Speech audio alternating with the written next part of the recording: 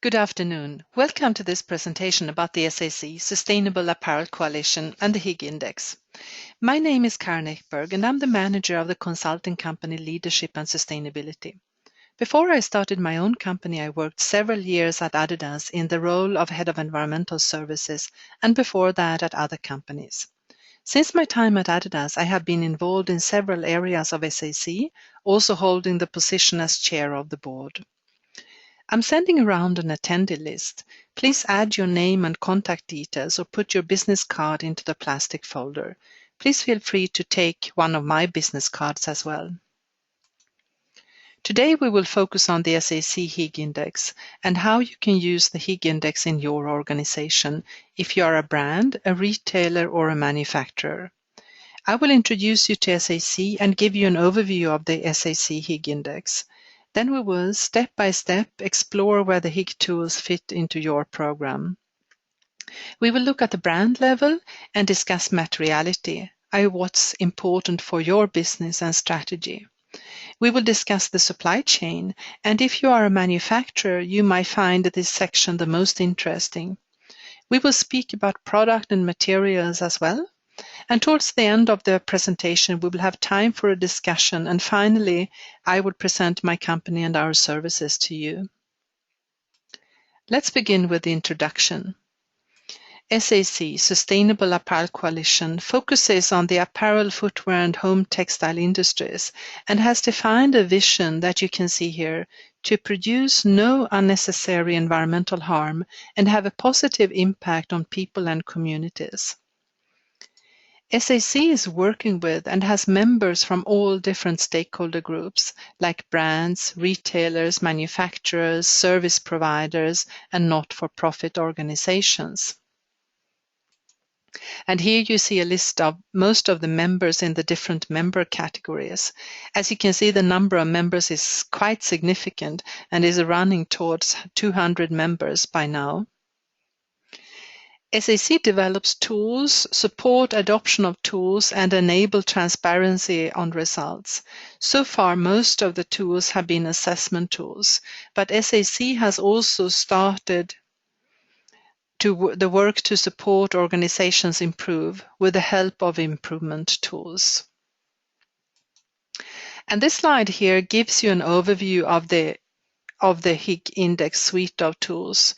The suite of tools cover brand and retail models, meaning they focus on the corporate level of brands and retailers. Facility modules, meaning they focus on manufacturing sites, either your own or your suppliers. And finally, product modules, meaning they focus on the product level. And I will speak more about these tools a bit later. The approach of SAC has from the beginning been to adopt a life cycle or value chain structure to the work with the tools. And this illustration exemplifies a typical life cycle and the respective tools, where they fit in. So, for example, for raw materials, we have SAC's MSI, Material Sustainability Index. For manufacturers and suppliers, we have the Facilities Environmental Module and the Facilities Social and Labor Module. Now that you have an overview of the SAC and the Higg Tools, I wish to put these tools into the context of your organization.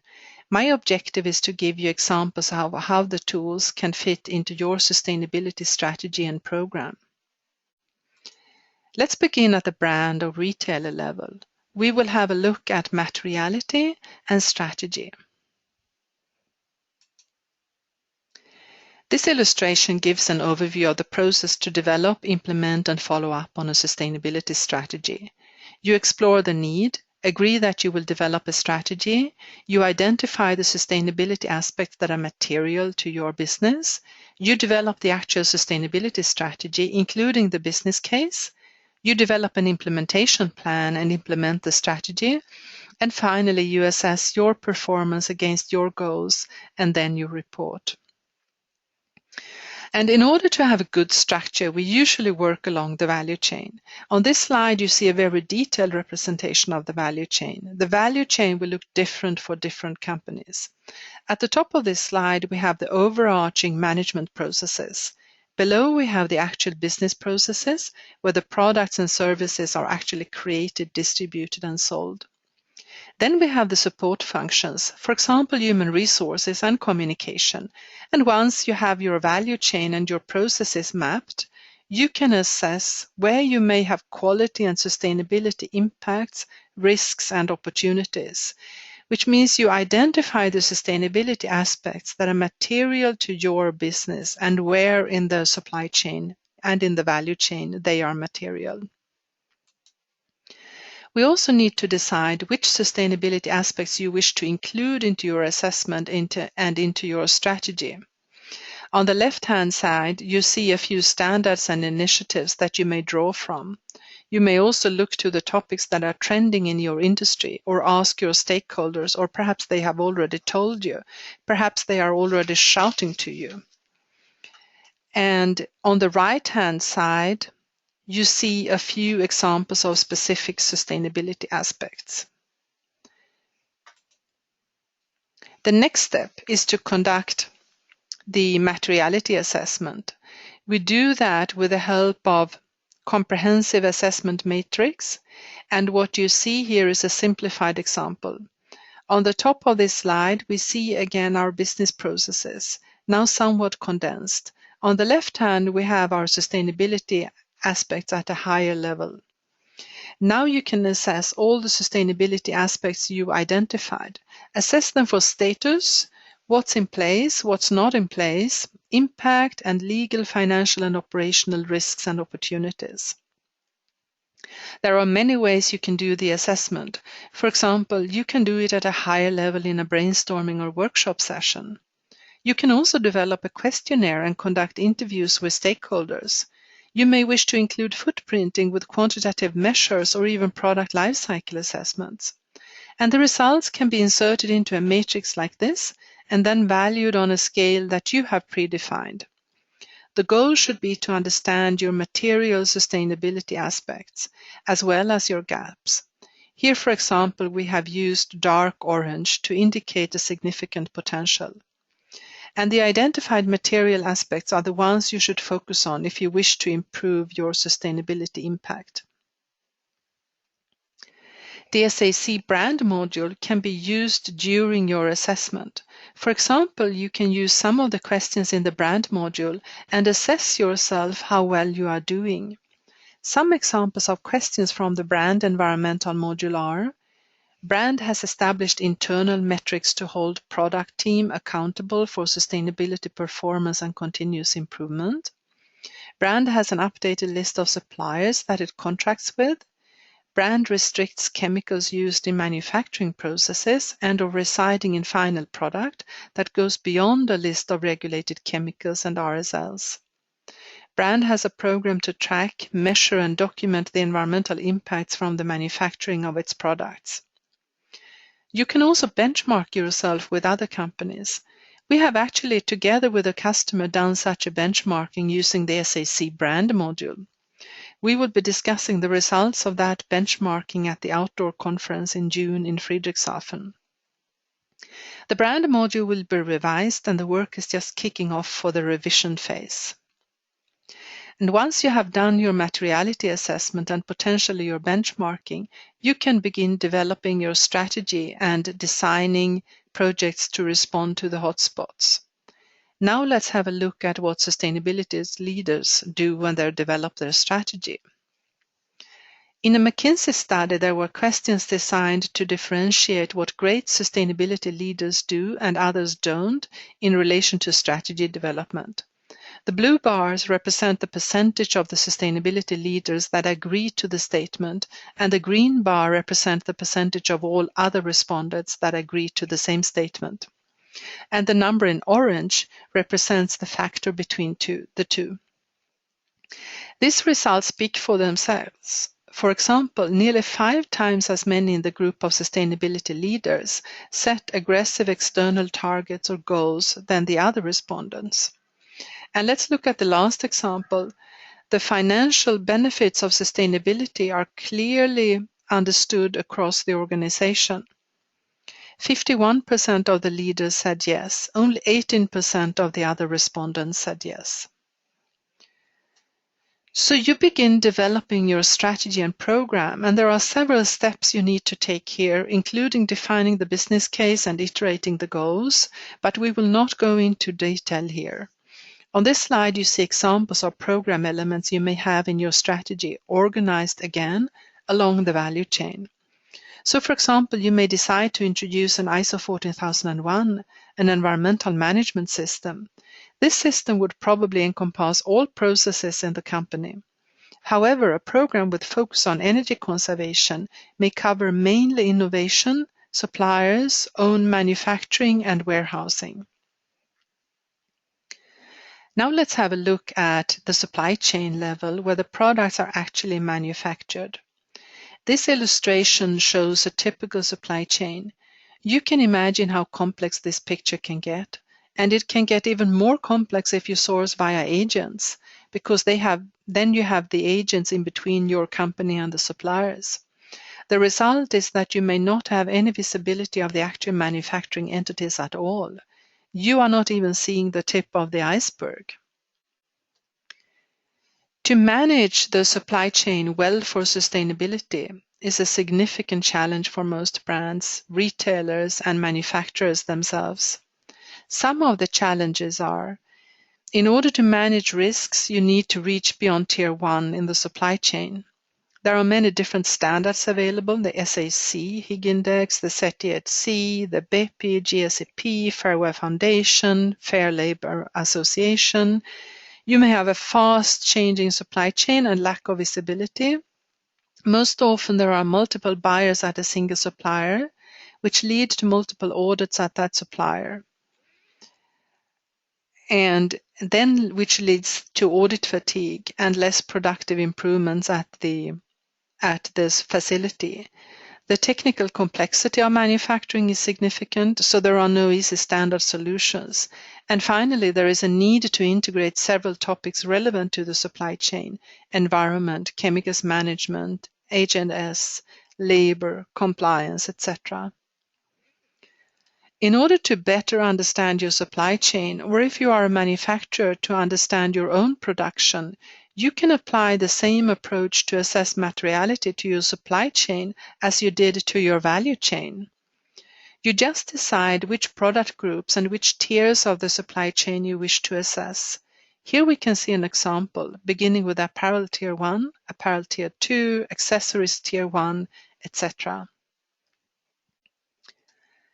Once you have defined your materiality, you need to build a supply chain program, and there are many elements of a supply chain program. Now we will only mention one tool that is available to you: the SAC facility modules for environment and for social and labor. The environment module version 3.0 will be finalized by the end of the year, but the version 2.0 can be used in the interim period. For social and labor, there is a convergence group working on the module. Both modules are self-assessment tools that the manufacturer can use to score himself, but the self-assessments can also be verified by third-party service providers. And now let's turn to products and materials. Which are the strategic decisions we need to take at product level?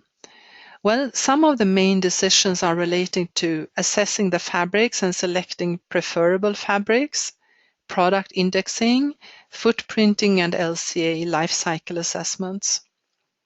For materials, the SAC Higg Index includes a tool called the MSI, Material Sustainability Index. This is what the Higg MSI looks like. The material categories on the left show that textiles are selected. So you can see textiles in your materials library.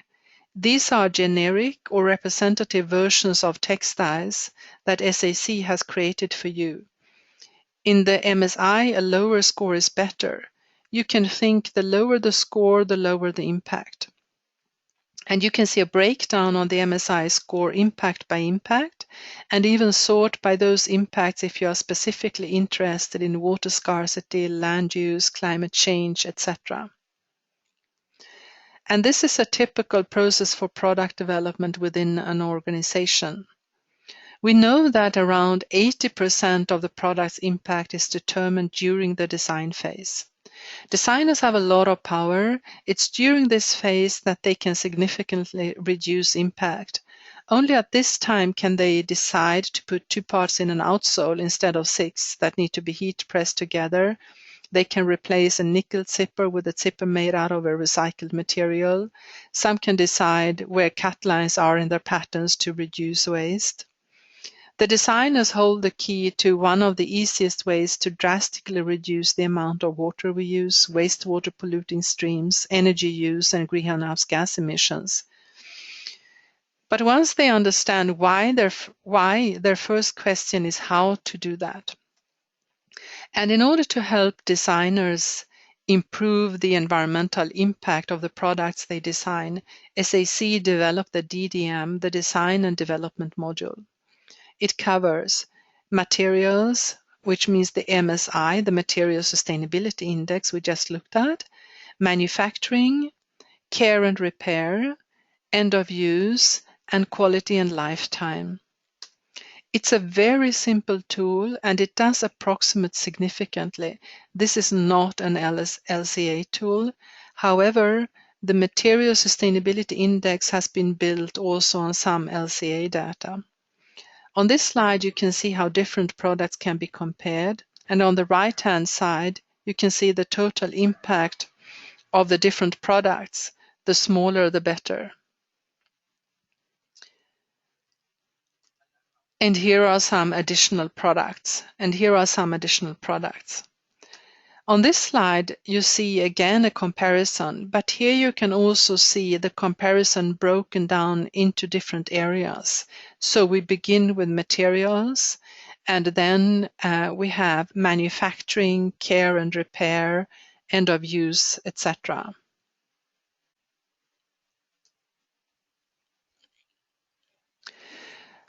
One other tool and pilot project is related to the EU product environmental footprint. Here, a pilot project for many different product categories has been running for a few years already. SAC has been engaged with the non-leather footwear category. The footprinting is striving to deliver LCA similar results, but after simplifications and a prioritization. And this pilot moves us to reporting. The final goal of the EU pilot project is to have a product score that can be communicated externally. Here you see an example of a label.